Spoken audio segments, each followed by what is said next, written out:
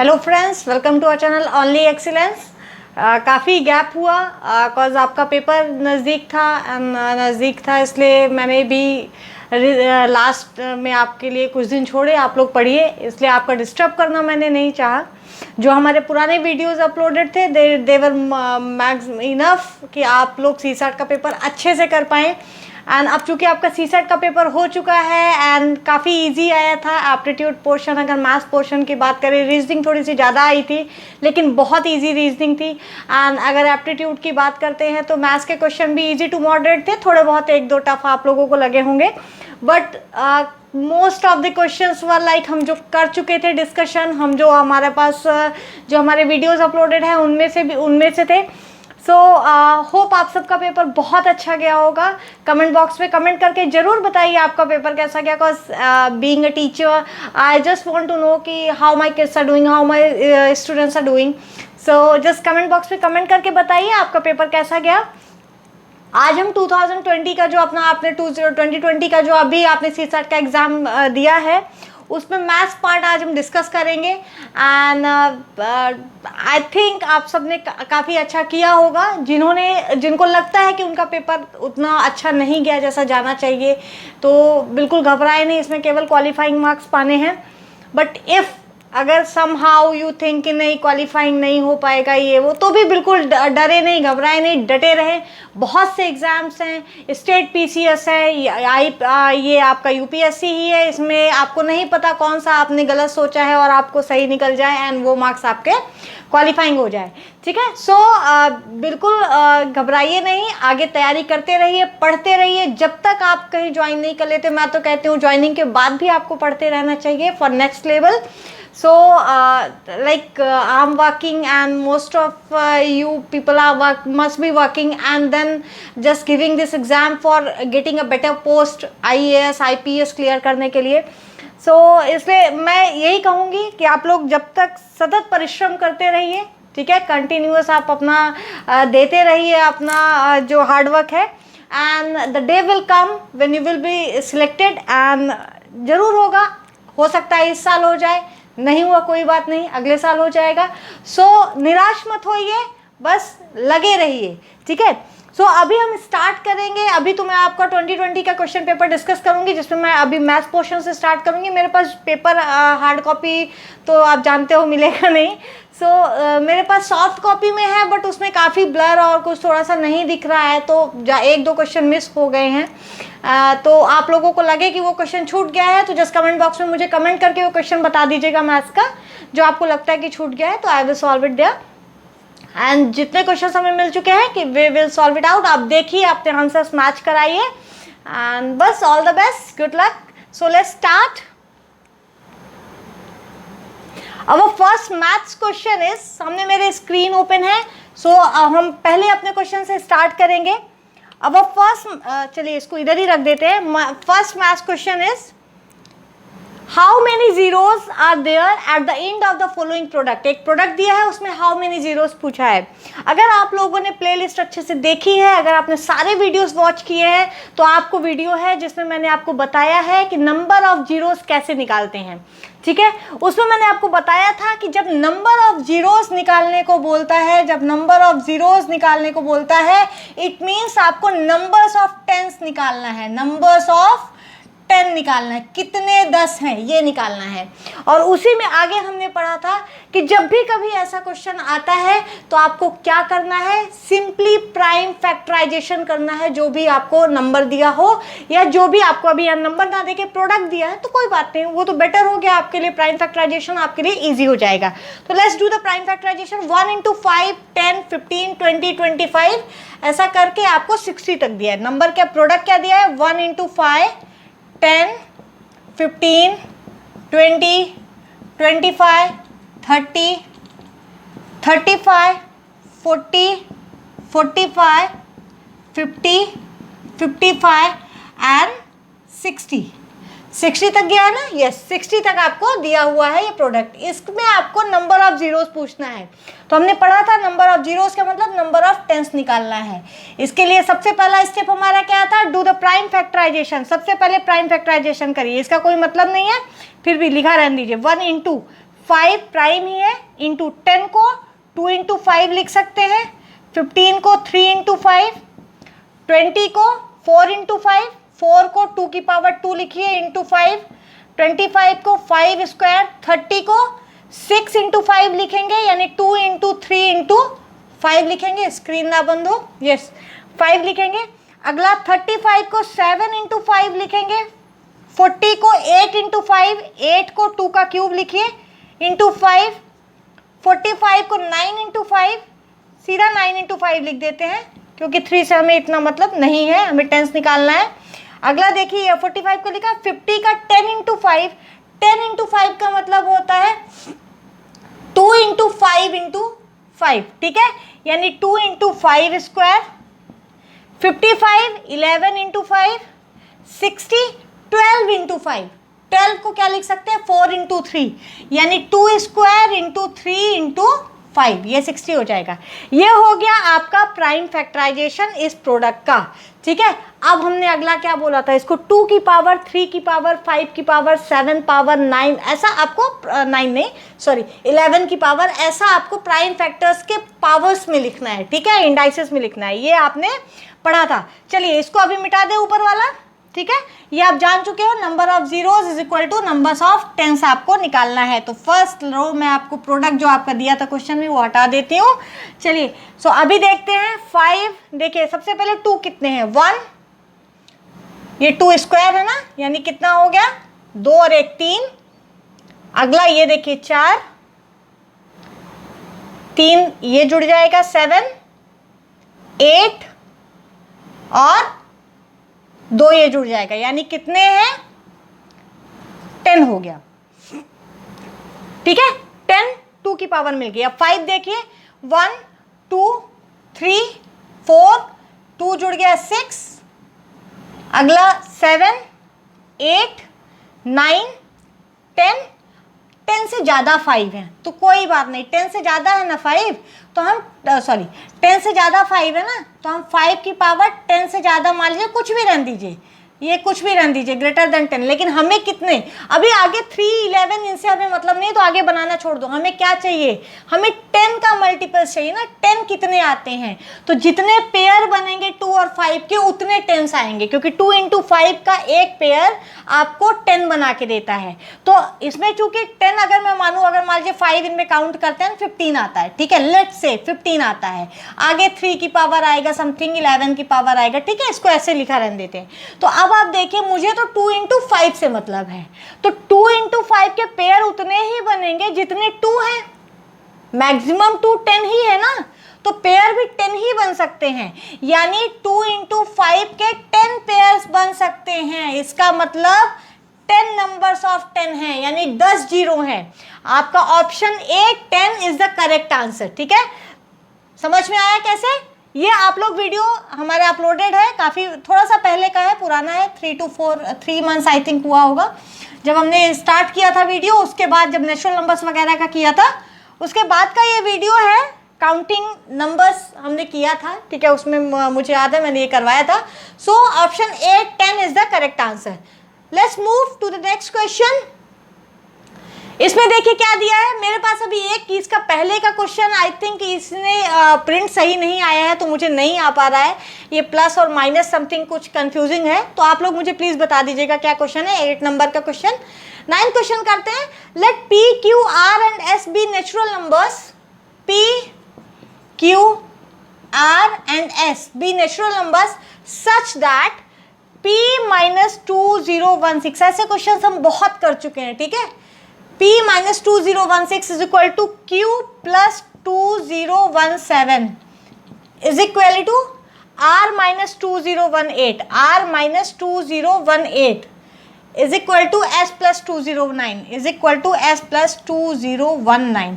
सबसे बड़ी चीज आप इसमें देखिए, अगर मैं 5 और 3 को कंपेयर करती हूँ तो 5 इज इक्वल टू 3 प्लस, ठीक है, 5 इज इक्वल टू 3 प्लस। अभी अगर इसमें मैं देखूं तो इस सम में देखें इनमें भी Q में 2017, आपको क्या निकालना है, ग्रेटेस्ट निकालना है, कौन सा हाईएस्ट है, क्या कह रहा है, लार्जेस्ट नेचुरल नंबर निकालना है, ठीक है। तो which one is the largest, P Q R S में लार्जेस्ट कौन सा है? तो अगर मैं क्यू देखूं तो क्यू में 2017 जोड़ने पे P के बराबर भी नहीं आ रहा है, P से 2016 कम आ रहा है, इसलिए ये तो हट ही जाएगा। अगला देखिए S में सेम वे 2019 ऐड करने पे P और R के बराबर नहीं आ रहा है, उनसे 2016 और 2018 आ रहा है, तो ये भी हट जाएगा। आप इन दोनों को कंपेयर कर दीजिए, P minus 2016 is equal to R minus 2018, ठीक है, ये इधर जाएगा। इसका मतलब हो गया कि R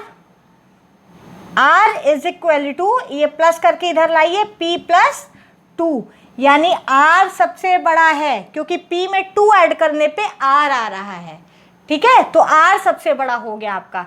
तो answer C, R is the correct one. Okay, अगला क्वेश्चन है, how many 5 digit prime numbers can be, just wait, इसको रब कर लें, उसके बाद हम करते हैं। Our next question is, how many 5 digit prime numbers can be obtained by using all the 3 digits 1 2 3 4 and 5 without repetition of digits? कह रहा है 1 2 3 4 5 को यूज करके विदाउट रिपीटेशन ऑफ डिजिट्स आप कितने 5 डिजिट का प्राइम नंबर बना सकते हैं? चलिए एक बना के देख लेते हैं, ठीक है, 1 2 3 4 5 बना के देख लेते हैं। ऐड करिए, 1 + 2 3 + 3 6 + 4 10 + 5 15 आ गया। नंबर्स इनके जो डिजिट्स हैं उनका एडिशन 15 आ गया। अब इनसे आप बिना रिपीट किए कोई भी नंबर बनाएंगे, चाहे कुछ भी रहने दीजिए, कोई भी नंबर बनाइए, चाहे 2 को पहले कर दीजिए 1 को, लेकिन उसके डिजिट का सम तो यही रहेगा ना, डिजिट का सम तो यही रहेगा ना। और आप लोगों ने ये तो पढ़ा ही होगा, इवन मैंने ही पढ़ाया है, रूल्स ऑफ डिविजिबिलिटी, आपके जो हमारा मेन ग्रुप चैनल है एग्जाम्स मेड सिंपल, उसमें रूल्स ऑफ डिविजिबिलिटी मैंने दिया हुआ था। और आपने ये तो जाना ही होगा कि भाई रूल्स ऑफ डिविजिबिलिटी क्या कहता है, रूल्स ऑफ डिविजिबिलिटी के हिसाब से, हालांकि मैं इस चैनल पे भी अभी अपडेट करूंगी उसे। रूल्स ऑफ डिविजिबिलिटी के हिसाब से अगर कोई नंबर है जिसके सारे डिजिट्स का सम 3 से डिविजिबल है तो वो नंबर 3 से डिविजिबल होगा। तो अगर मैं कोई भी नंबर इनमें से 5 डिजिट का बना लूं, उनका सम तो 15 ही आएगा, और 15 इज डिविजिबल बाई 3, ठीक है। अब चूंकि डिजिट्स का सम इज डिविजिबल बाई 3, इसलिए that number will be divisible by 3।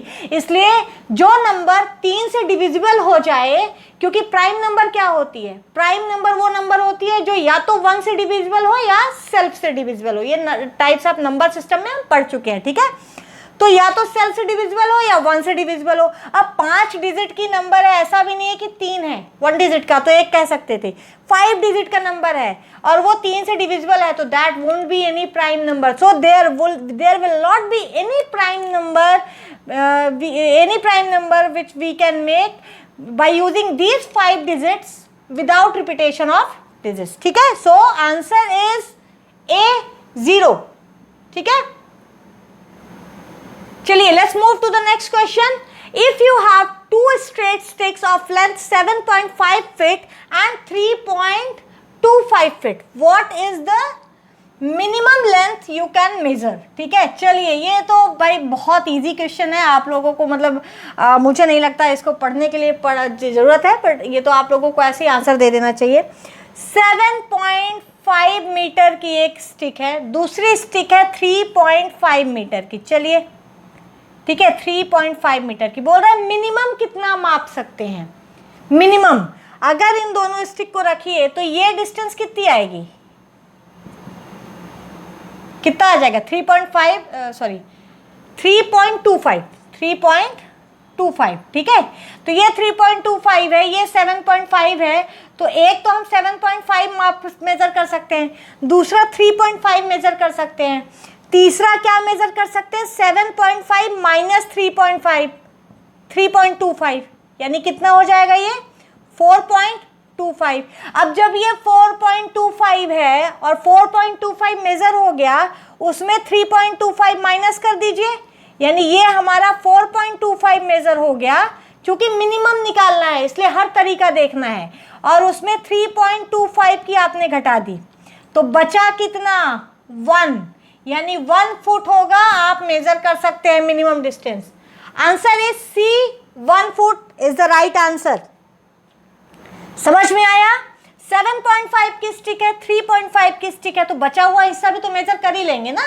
ये मत सोचिए तोड़ना पड़ेगा, मोड़ना पड़ेगा, जो भी करना पड़े। मैं कहती हूँ अगर मुझे एक स्टिक से इतना किया मैंने, उसको तोड़ दिया, दूसरा कर दिया, ठीक है, तो आप ये भी तो मेजर कर सकते हो 4.25, या मैंने इधर से इधर तक मार्क लगा लिया और फिर अगली स्टिक मैंने यहाँ से रख के यहाँ तक मेजर की, तो यानी 4.25 मेजर कर सकते हो। अब जब ये 4.25 मेजर हुआ तो मैं इसको 3.25 मेरे पास ऑलरेडी है, तो मैं उसको भी यहाँ से यहाँ तक लगा के ये भी तो मेजर कर सकती हूँ, ये वाला हिस्सा कितना बच रहा है, ठीक है। 3.25 की स्टिक लगा दीजिए, जो हिस्सा बच रहा है वो मिनिमम होगा जो आप मेजर कर सकते हैं 1 फुट, ठीक है। So answer is C, 1 foot.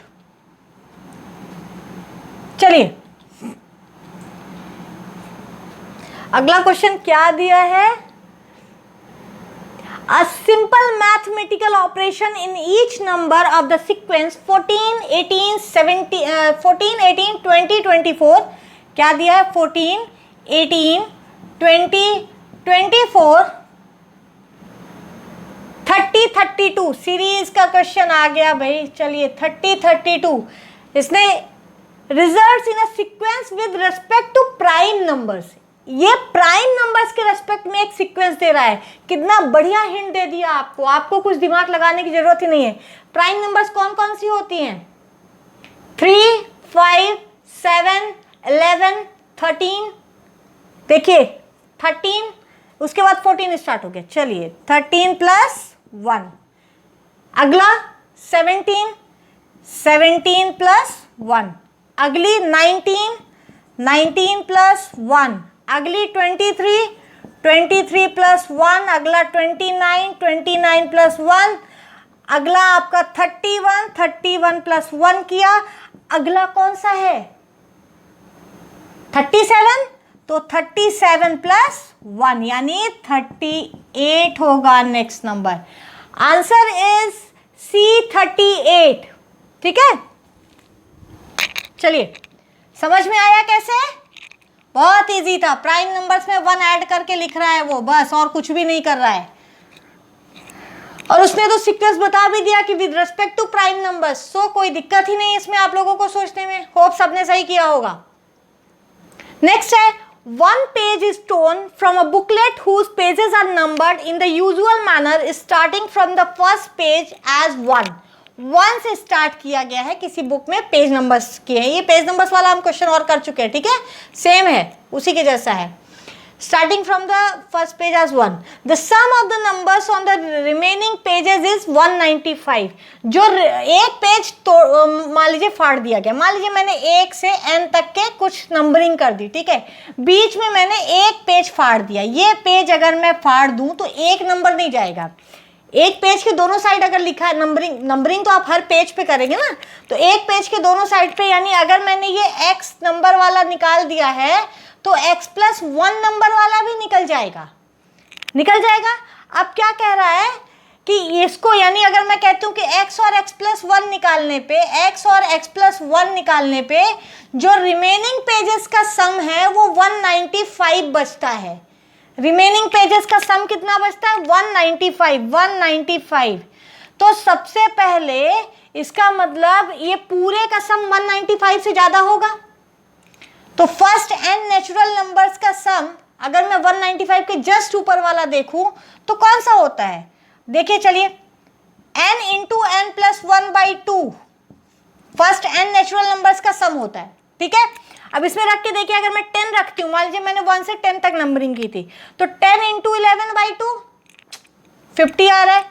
15 रखिए, 15 × 16/2 यानी 15 8 जा 120, ये भी 195 से कम है, ठीक है। अगला रखिए 20 × 21/2 यानी 10 × 21 210 आ गया, ये 195 से ज्यादा आ रहा है। अब इससे एक पीछे होके देख लीजिए, 19 रख लीजिए, तो 19 × 20/2, ये मैं इजीएस्ट तरीका बता रही हूँ जिससे आप कर सकते हो, यानी 10 यानी 190 कम है 195 से, 210 ज्यादा है, यानी आपकी जो पेज की नंबरिंग की रही होगी वो 20 से ऊपर तक ही की है, 20 से नीचे की नहीं की है, क्योंकि 19 की अगर नंबरिंग करते तो आपका जो सम था वो 190 ही आता, और ये तो एक पेज फाड़ने के बाद भी कह रहा है कि सम 195 आ रहा है। तो कोई बात नहीं, हम 220 की नंबरिंग मान लेते हैं। 20 की नंबरिंग की है, 195 बच रहा है, तो यानी कितना हट गया, 210। अगर 20 पेजेस पूरे रहते तो सम आपका 210 आता, एक पेज फाड़ देने पे सम 195 आया, यानी कितना कम हो गया, 15 कम हो गया। आंसर में कोई है जिसके दोनों का सम 15 आए? चलिए देखिए, 5 6 11 9 7 8 15, इसका मतलब answer B 7 8 is the correct answer. ठीक है,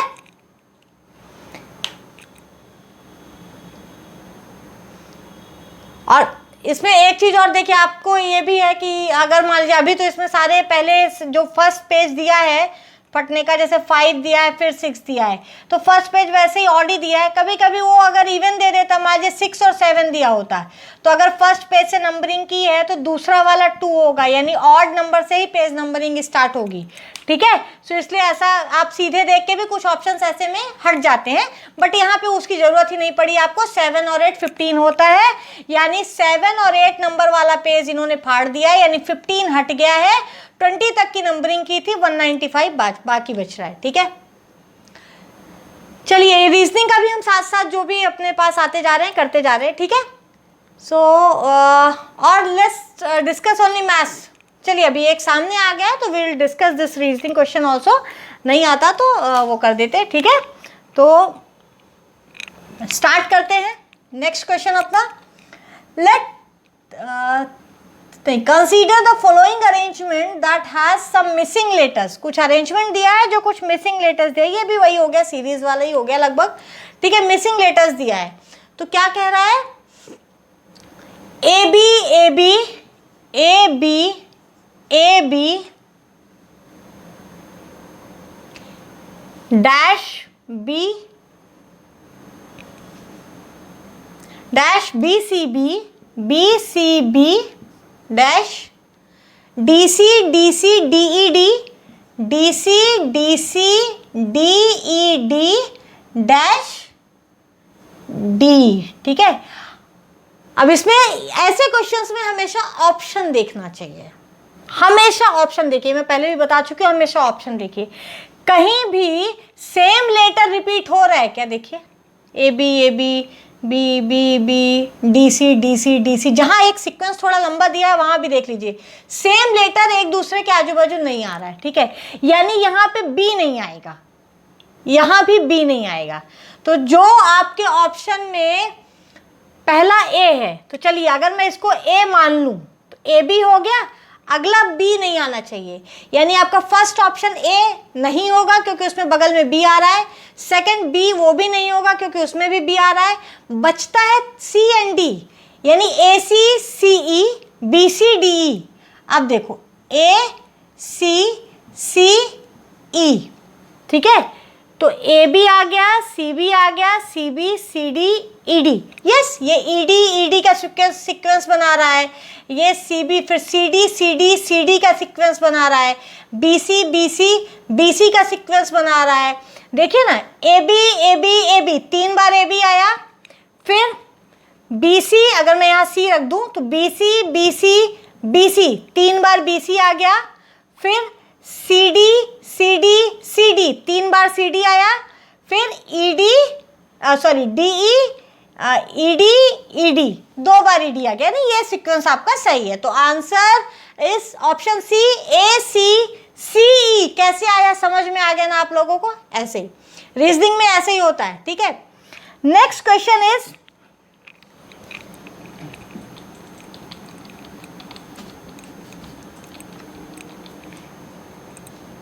हमारा नेक्स्ट क्वेश्चन है, let A 3 B C and A 3 B C and D E 2 F be 4 digit numbers where each letter represents a different digit greater than 3। be 4 digits number जहां हर digit जो है, हर letter जो है greater than 3 और different numbers को represent करता है। चलिए if the sum of the numbers is 15902, इन दोनों का सम यानी A3BC DE2F को अगर मैं ऐड करती हूं तो आंसर, तो सम क्या आता है 15902, 15902। हमेशा क्वेश्चन जो बोल रहा है लिखते जाइए, ठीक है। अब देखिए इसका मतलब है C और F को ऐड करने पे 2 आएगा यूनिट डिजिट पे, तो या तो 1 और 1 को ऐड कर दीजिए 2, लेकिन नहीं कर सकते क्योंकि बोला है कि सारी ही डिजिट्स जो है, सारे जो डिजिट्स है वो 3 से बड़े हैं, तो 3 से बड़े 2 नंबर्स को ऐड करने पे 2 तो नहीं आएगा। तो अगला ऑप्शन क्या है 12, 22 तो आ ही नहीं सकता, ये सम का समेशन का रूल ही नहीं है। कोई भी 2 यूनिट डिजिट अगर आप करेंगे, अगर आप कोई भी 9 + 9 भी अगर करते हो तो 18 ही आएगा, 28 नहीं आता, ठीक है। सो इससे 12 ही आ सकता है, यानी ऐसी कौन सी 2 डिजिट है जिनका एडिशन 12 आता है, यानी C + F = 12 होना चाहिए।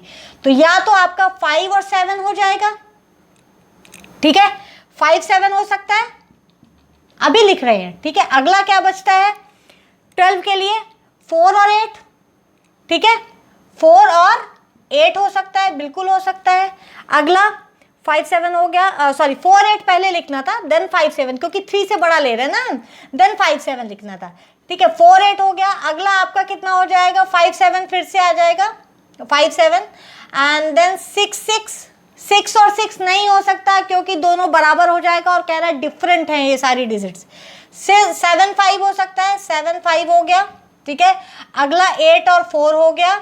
9 और 3 नहीं हो सकता, 9 और 3 क्यों नहीं हो सकता, क्योंकि 3 से बड़ी हैं सारी डिजिट्स, 3 के बराबर नहीं है। तो ये आपके पेयर्स मिल गए, ठीक है, यानी C और F इनमें से कोई डिजिट है। चलिए अगला देखते हैं B अब इसमें जब ये आएगा 12 तो 2 करके 1 कैरी ओवर जाएगा, 1 कैरी ओवर यानी यहाँ 2 है तो ये 3 हम मान लेते हैं, यानी B + 3 जो है वो 10 आए आपका, 0 नहीं 10, ठीक है। कैसे आप समझ गए, ठीक है, 10 आए आपका, यानी B = 7 है। अगर B 7 है तो C 7 नहीं हो सकता, यानी अगर B 7 है तो C 7 नहीं हो सकता, यानी जो जहां पे C 7 आपने लिया है, यानी 7 और 5 वाला ये आपका कैंसिल हो जाएगा, बाकी के 3 बचेंगे। B आपका 7 आ चुका है, B 7 आ चुका है, ठीक है।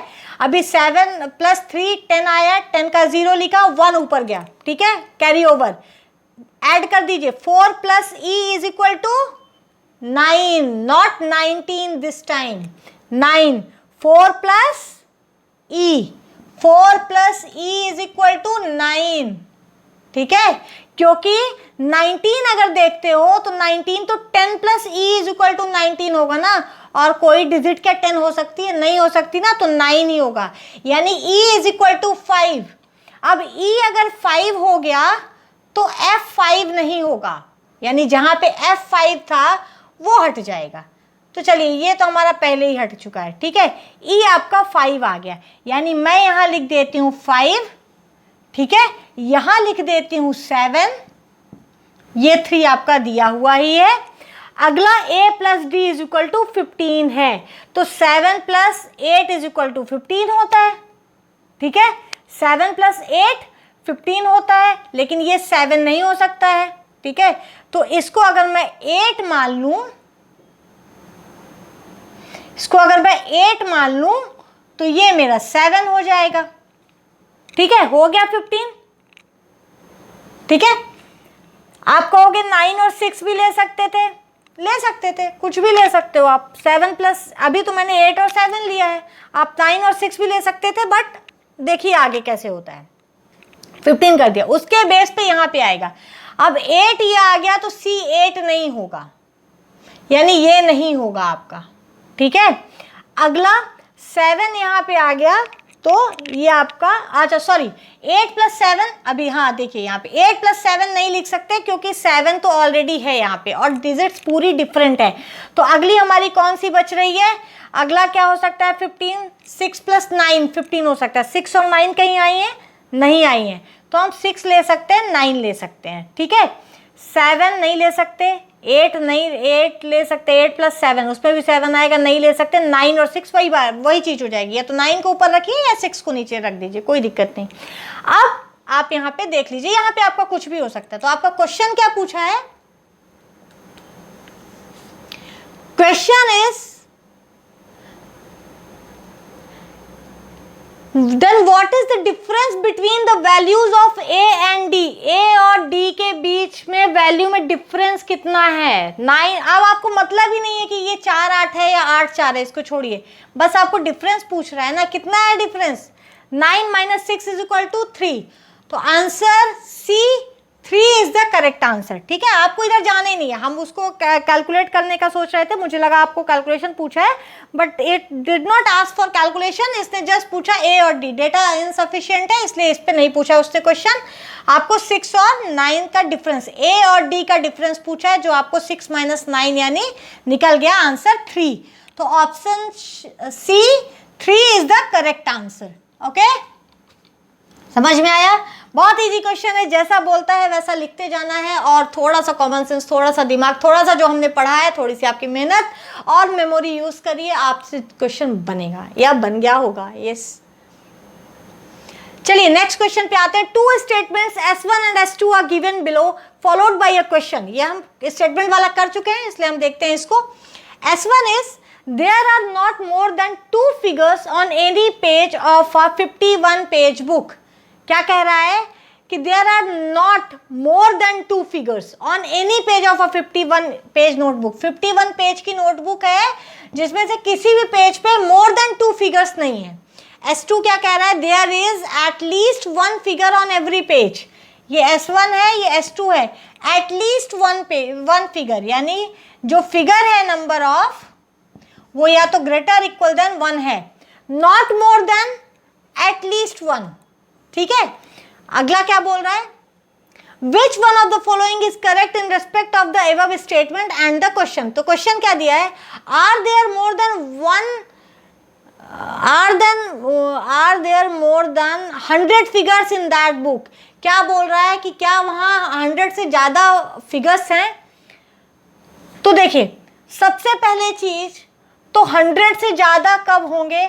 जब कुछ पेजेस पे 2 से 2 होंगे। मान लीजिए मैंने कहा 48 पे 2 हो गए फिगर, तो आपका कितना? 49 पेजेस पे मैंने कहा फिर 2 हो गए, या 50 पेजेस पे 2 फिगर्स हो गए। नॉट मोर देन 2 दिया है ना, 2 तो हो सकते हैं ना, तो 2 फिगर हो गए। 100 से ज्यादा फिगर्स हो सकते हैं टोटल बुक में। ठीक है, कह रहा है कि एट लीस्ट 1 है।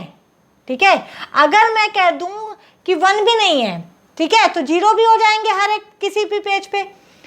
तो क्या बोल रहा है? Which one of the following is correct in respect of the statement and question. Both S1 and S2 are sufficient to answer the question, but neither S1 alone nor S2 alone is sufficient to answer the question. ठीक है, क्या कह रहा है कि या तो दोनों S1 और S2 दोनों ही आपस में चाहिए क्वेश्चन को सॉल्व करने के लिए, ना ही S1 अलोन ना ही S2 अलोन आंसर करने के लिए इनफ है। ठीक है, चलिए नेक्स्ट क्या बोल रहा है? इसमें स्टेटमेंट पूरे आपको पढ़ने पड़ेंगे।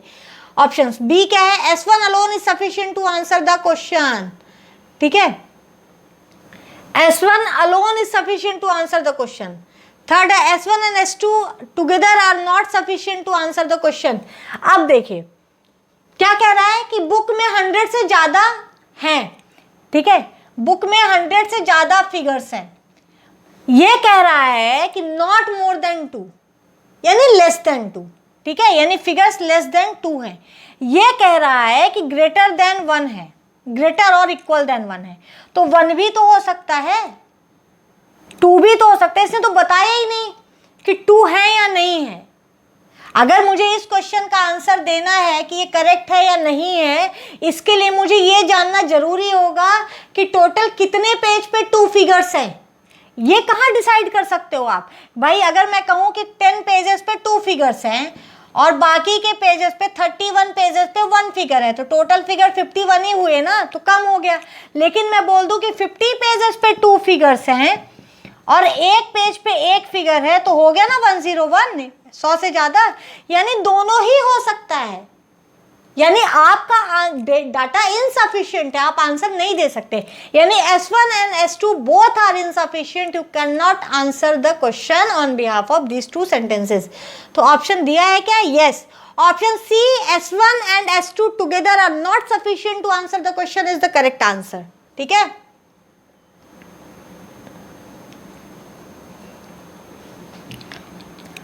चलिए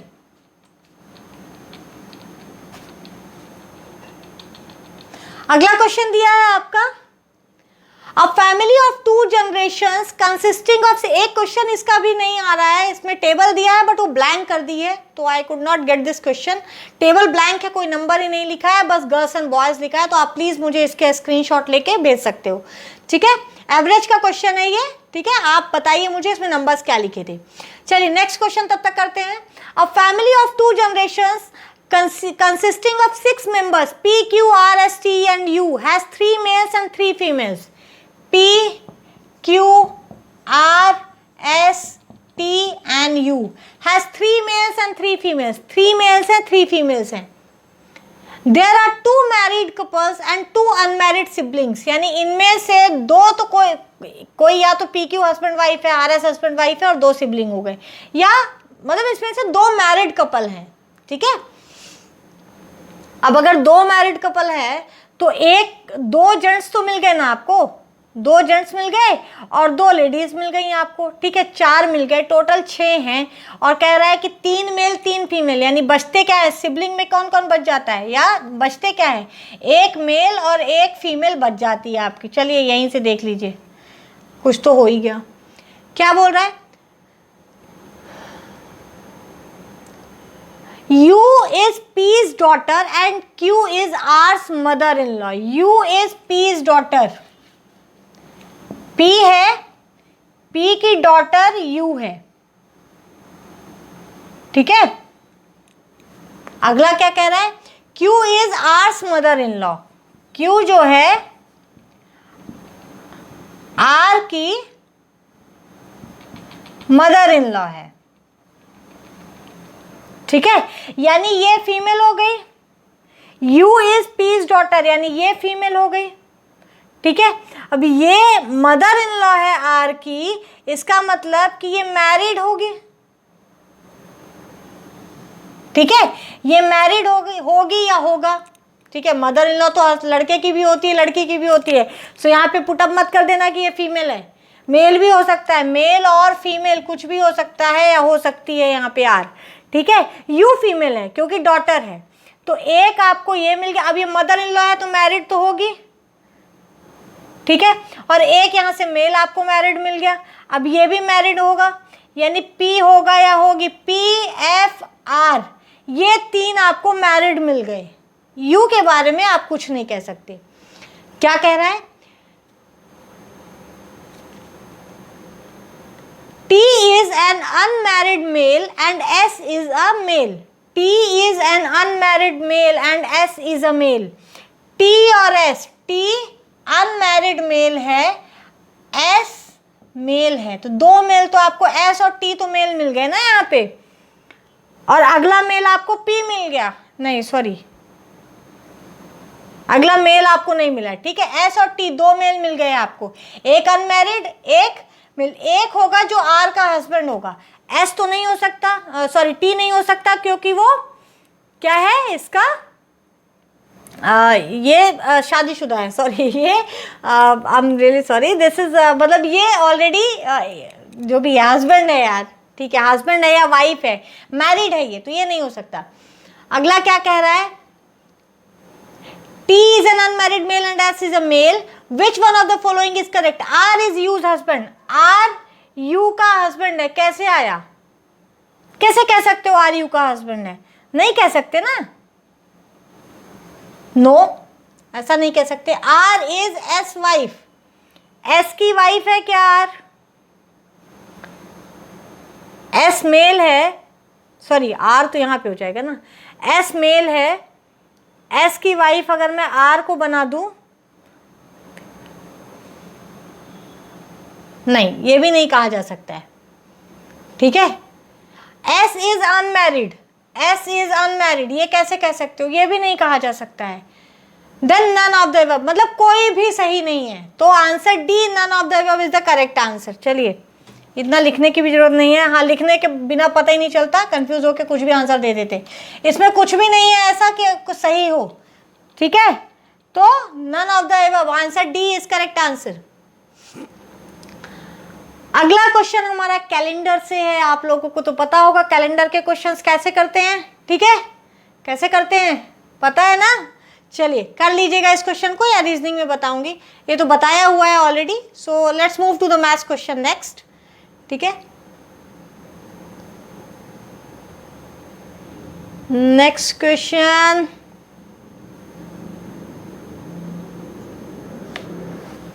अगला फिर आपका स्टेटमेंट का क्वेश्चन इसमें दिया हुआ है।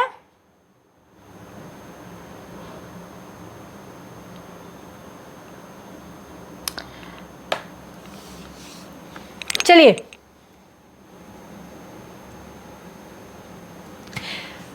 नेक्स्ट क्वेश्चन है, the two statements S1 and S2 are given below with regard to 4 members P, Q, R and S followed by a question, ठीक है? 4 मेंबर्स दिए हैं P, Q, R, S, P, Q, R, S, और 2 statement दिए हैं S1, S2 followed by a question. चलिए, statement क्या है? R is greater than P as well as Q, R is greater than P as well as Q, यानी and Q, ठीक है? S is not the largest one, S is not the largest one, ठीक है? यानी S largest नहीं है, ठीक है? चलिए, विच वन ऑफ द फॉलोइंग, तो आंसर क्या है? Among 4 numbers P, Q, R and S, which one is largest? Largest कौन है? अब देखिए, R P और Q से बड़ा है, ठीक है?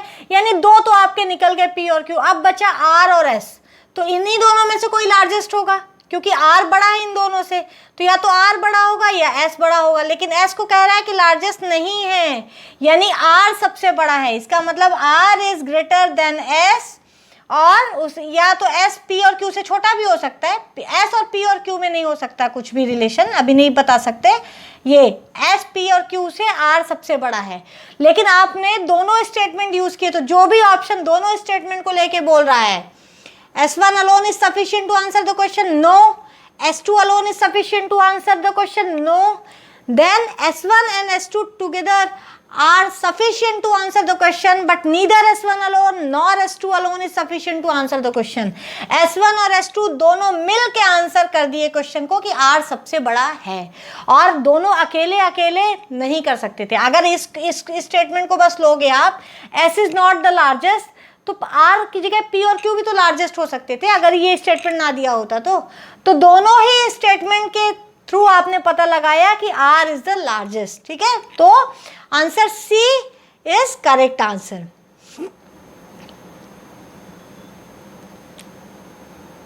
ठीक है, चलिए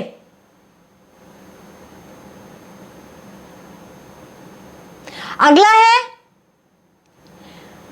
to statements S1 and S2 are given. फिर से वही स्टेटमेंट वाला छोड़ते हैं यार, अभी बहुत इजी हैं, आप लोग कर लीजिएगा, या खुद मैं भी कराऊंगी, डोंट वरी, स्टेटमेंट वाला भी कराऊंगी। अभी रीजनिंग जब स्टार्ट करेंगे पूरा अभी इसके बाद, तो स्टेटमेंट ही कराएंगे, ठीक है? इसमें डायरेक्शन वाला है, डायरेक्शन वाला भी हमने किया था ना, डायरेक्शन वाला याद है? ऐसे ही करेंगे। चलिए, इसको डायरेक्शन वाला कई लोग कंफ्यूज होंगे, है तो रीजनिंग, बट कोई इशू नहीं है, अपना एप्टीट्यूड में डायरेक्शन हमने किया था, इसलिए डायरेक्शन वाला लेके चलते हैं।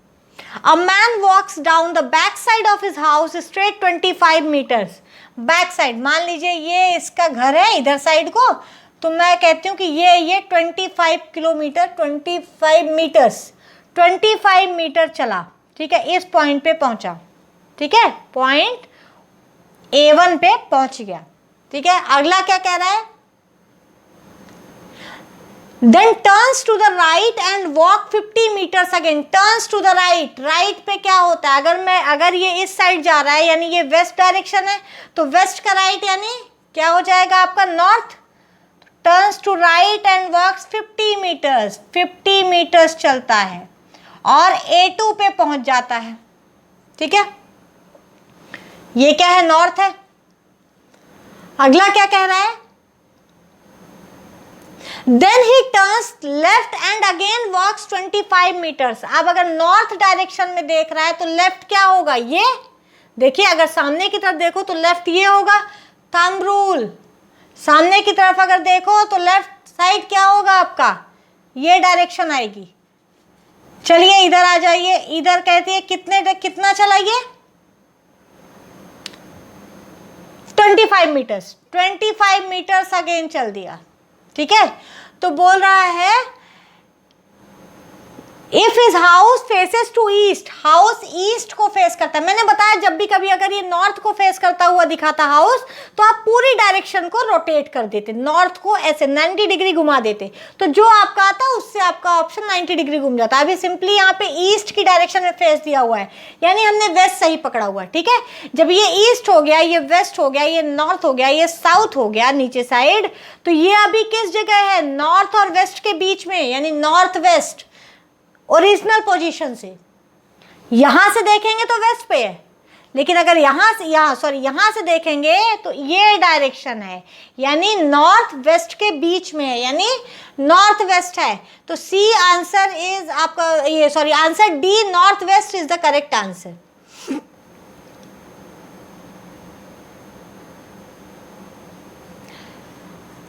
चलिए नेक्स्ट क्या कह रहा है, consider the following sequence of number. Sequence दे दिया फिर से,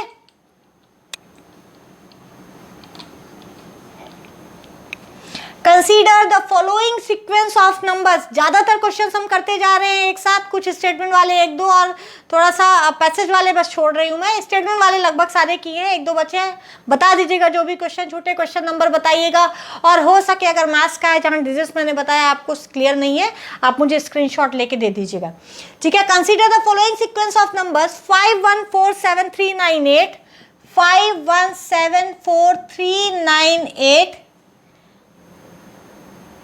514738, 5726315, 5147 है ये, 514738, 5726315, 5726315, 8638 5224, 8638 5224, 3496, 3496। क्या पूछ रहा है, how many odd numbers are followed by the odd number in the above sequence. ये कोई क्वेश्चन है, सीसैट का क्वेश्चन, यूपीएससी का क्वेश्चन। देखिए इसमें पूछ रहा है कि कितनी ऐसी ऑड डिजिट्स हैं जो ऑड डिजिट से फॉलोड बाय हैं, ठीक है। चलिए 1 देखिए, 5 के पहले कोई ऑड डिजिट नहीं है, या कोई डिजिट ही नहीं कहना चाहिए, इसलिए 5 कंसीडरेबल नहीं होगी। 1 के पहले 5 है यानी ऑड डिजिट है, तो 1 मिल गई। 7 के पहले 4 है, 9। 3 के पहले 7 है यानी 2 मिल गई। 9 के पहले 3 है यानी 3 मिल गई। ऑड डिजिट जिसके पहले ऑड डिजिट हो, जो ऑड डिजिट के पहले ऑड डिजिट हो, ठीक है। यानी 5 के पहले 8 है, नहीं ले सकते 5 को क्योंकि 8 इज इवन नंबर, ठीक है। तो 7 के पहले 5 है यानी ये भी हो गई, तो 4। 2 नहीं, 2 तो इवन नंबर है। 6 नहीं, 3 के पहले 6 है, इवन नंबर है, नहीं ले सकते। 1 के पहले 3 है यानी 5 के पहले 1 है यानी 6 नंबर्स यहाँ तक मिल गई। फिर 8 के पहले 5 आ रहा है, नहीं। 3 के पहले 6 आ रहा है, ये भी नहीं काउंटेबल होगी। 8 के पहले 3 नहीं। 5 के पहले 8, 5 तो है लेकिन 5 के पहले 8 है यानी इवन नंबर है, नहीं काउंट तो करेंगे। अगला देखिए आपका क्या बचता है, अगला कुछ भी नहीं, यानी 6 नंबर ऐसे हैं, 6 नंबर्स ऐसी हैं, 1 2 3 4 5 6, 6 ऐसी ऑड डिजिट्स हैं जो ऑड डिजिट से फॉलोड बाई हैं, यानी जिनके पहले ऑड डिजिट आ रही हैं, ठीक है। तो answer B 6 is the correct option, option B 6 is the correct answer. अगला क्वेश्चन देखिए, A is 16th from the left. चलिए ये भी हम सॉल्व कर चुके हैं। ज्यादातर क्वेश्चन रिपीटेड क्वेश्चन आ रहे हैं, अभी तक कोई ऐसा क्वेश्चन नहीं मिला है जो हमने सॉल्व नहीं किया था, ठीक है। सो जिनसे बन गया है बहुत अच्छा, जिनसे नहीं बना है सारे वीडियोस देखिए, दोबारा से देखिए। हमने ये सारे क्वेश्चंस किए हुए हैं, ये 16वें नंबर पे है, 18वें नंबर पे है, 11वें नंबर पे है, चाहे एवरेज का हो, चाहे आपका S1 S2 वाला हो, या कुछ भी आप कह लीजिए, चाहे सम ऑफ नेचुरल नंबर्स हो, चाहे काउंटिंग ऑफ नंबर्स हो, हमने सारे क्वेश्चंस ये किए हैं, ठीक है। चलिए, A is 16th from the left in a row or of boys and V is 18th from the right end, ठीक है। ये थोड़ा समझ में नहीं आया। A is 16th from the left end, okay, row of boys, ठीक है, लेफ्ट एंड, ये लेफ्ट है, ये राइट है। क्या कह रहा है? A 16th है, A जो है लेफ्ट से 16th है। चलिए 16th, यानी इसके पहले कितने हैं? 15 लोग होंगे ना, तब ये 16th होगा। क्या कह रहा है? V is 18th from the right end, V is 18th from the right end। अभी हम ये मान के चल रहे हैं कि राइट एंड में 18 से ज्यादा होगा, अगर हुआ तो हम देख लेंगे। V is 18th from the right end, यानी V यहाँ पे जो है इसके भी 17 होंगे अभी। हाँ, क्या कह रहा है? Q is 11th from A towards the right, Q is 11th from A, 11th from A। इसका मतलब क्या हुआ कि अगर A से देखो तो 11th, यानी अगर मैं मानूं कि भाई क्या कह रहा है, Q is 11th from A towards the right and third from B towards the right end, ठीक है। यानी V जो है, V जो 18वें नंबर पे है वो यहाँ बीच में आ रहा है कहीं, ठीक है। ये V जो है 18वें नंबर पे यहाँ पे बीच में कहीं आ रहा है।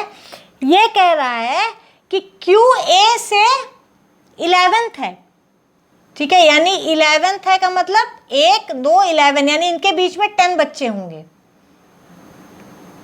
ठीक है। Q, इनके बीच में 10 बच्चे हो गए, तो 16 बच्चे ये हो गए, 10 बच्चे ये हो गए, यानी 26 हो गया। V से कह रहा है कि ये तीसरे नंबर पे है, यानी 3, यानी इधर से अगर 3 निकाल दो तो बचे कितने? 15, ठीक है। How many boys are there, ठीक है, पूरे डेटा है, आपको मिल गया है, पूरा डेटा मिल गया है। Q 11th है, 11th होने का मतलब है, A से 11th होने का मतलब है कि भाई फ्रॉम A, यानी मुझसे 11th नंबर पे खड़ा है, यानी मैं 1 2 3 4 11th नंबर पे, यानी ऐड कर लीजिए सबको, कितना बच रहा है? ये 18th है R से, ठीक है, 18th है R से, लेकिन क्या कह रहा है कि Q जो है V के राइट में है, यानी ये जो 11th है ये V के राइट में है, 3 नंबर, यानी V राइट एंड से, यानी Q राइट एंड से 15 नंबर पे है, होगा ना 15 नंबर पे। 15 नंबर पे क्यों होगा? क्योंकि 15 नंबर पे होगा क्योंकि 18 नंबर पे V है, और कह रहा है कि V के राइट में 3 बच्चे छोड़ के Q है, ठीक है, यानी 15 नंबर पे Q आ गया, यानी 14 बच्चे इधर है, 14 बच्चे इसके राइट में है, राइट से 14 बच्चे हैं। तो अगर 14 ये हो गए,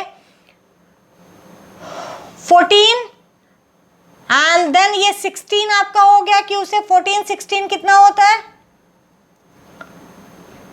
30 हो गया। अब ये बचे कितने? 11, ठीक है, 15, ये 15 है, लेकिन आपको टोटल देखना है ना, टोटल कितने बच्चे हैं, तो 15 तो इधर मिल गए,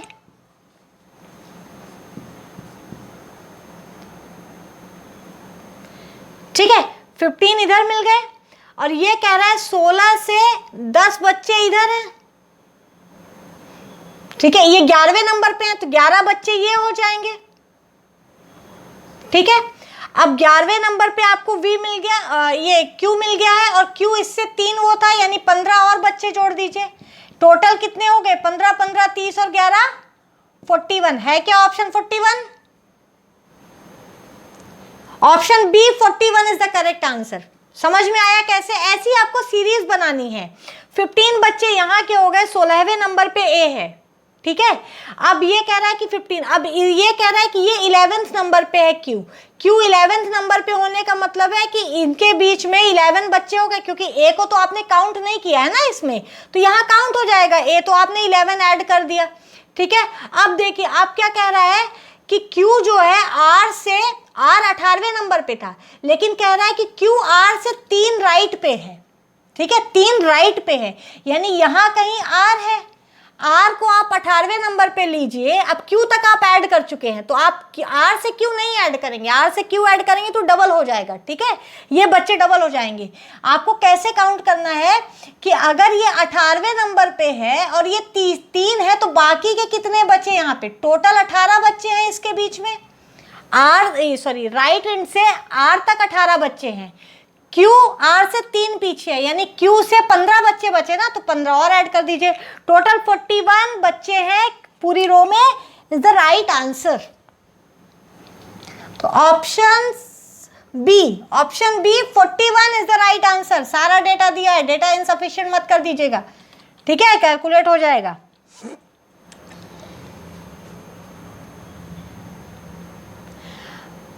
अभी आज इतना ही, हम अपना नेक्स्ट वीडियो कल लेके आएंगे, उसमें हम बाकी के सारे क्वेश्चन सॉल्व करेंगे और एक लाइन से करेंगे, ठीक है। No reasoning no maths type का, हम पूरा रीजनिंग केवल पैसेज को छोड़ के हम रीजनिंग एंड मैथ्स दोनों ही डिस्कस करेंगे। एंड होप आप सबको ये बहुत अच्छे से क्लियर हो गया होगा, सारे आंसर्स आपके सही हों।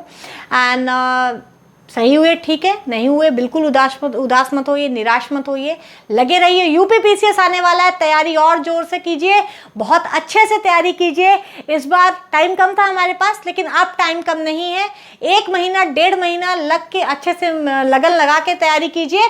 सारे वीडियोस देखिए प्लेलिस्ट में, हमने सब कुछ बहुत अच्छे से अपलोड किया है, ये सारे क्वेश्चंस आए हुए हैं, हमने किए हुए हैं। सो होप आप सबको पसंद आएगा। जो लोग अभी तक हमारी प्लेलिस्ट को पूरा अच्छे से नहीं देखे हैं, आप लोग स्टार्ट से स्टार्ट करिए। एंड कहीं भी कोई प्रॉब्लम आती है, do comment us, do write to us on TEMSclasses1@gmail.com and I will personally help you, don't worry, maths में आपको कोई इशू नहीं आएगा। So all the best for your next exams, and जो भी आप लोग कर रहे हो, all the best for all of your exams. And लगे रहिए, इसका नेक्स्ट वीडियो हम अपडेट करेंगे, क्वेश्चन मैच करा लीजिए, कितने सही हैं, क्या गलत है, कैसा है, ठीक है। हम डिस्कशन आगे करेंगे, कोई गैप नहीं होगा, डिस्कशन नेक्स्ट वीडियो में ही आएगा एंड कल ही आएगा, सो डोंट वरी। तो okay, hope for the best of your results, and thank you so much for watching. Do share with your friends, do like the video if you liked it, do not forget to hit the bell icon. Thank you so much, bye bye.